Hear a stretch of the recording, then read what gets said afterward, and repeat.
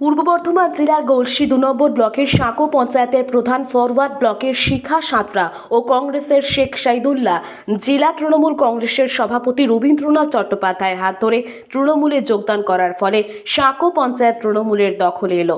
আজ কাটোয়া মহকুমার তৃণমূল কংগ্রেস কার্যালয়ে এসে সাংবাদিক সম্মেলনে তারা বললেন, আমরা মমতা বন্দ্যোপাধ্যায়ের উন্নয়নের সামিল হওয়ার জন্যই তৃণমূল কংগ্রেসে যোগদান করলাম।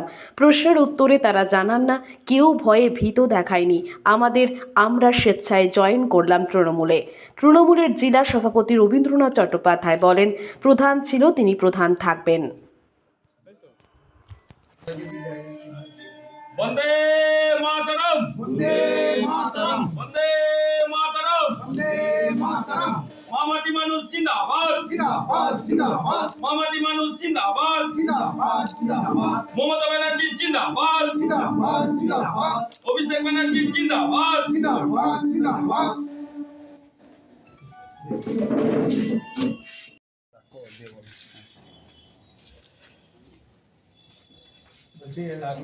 এখন আপনারা তো তৃণমূল কংগ্রেসে যোগদান করলেন। হ্যাঁ, করলাম। আমাদের দলের নেত্রী মমতা বন্দ্যোপাধ্যায় এবং অভিষেক বন্দ্যোপাধ্যায় দলের সর্বভারতীয় সাধারণ সম্পাদক। এর পরবর্তী সময়ে তাদের যা নির্দেশ, সেই নির্দেশগুলো ব্লক সভাপতির মাধ্যমে আপনাদের পৌঁছে আপনাদের সেগুলো মেনে চলতে হবে। আর কোনো সময় কোনো রকম প্ররোচনায় পড়ে নিজের দলের অন্য কর্মীর সঙ্গে কোনো বচসায় জড়াবেন না। যদি কোনো সময় দেখেন অসুবিধা হচ্ছে, সেগুলো ব্লক সভাপতির মাধ্যমে জেলা অথবা রাজ্যে জানাবেন। নমস্কার, আমি রিয়াঙ্কা। আপনারা দেখছেন বাংলা দিশা।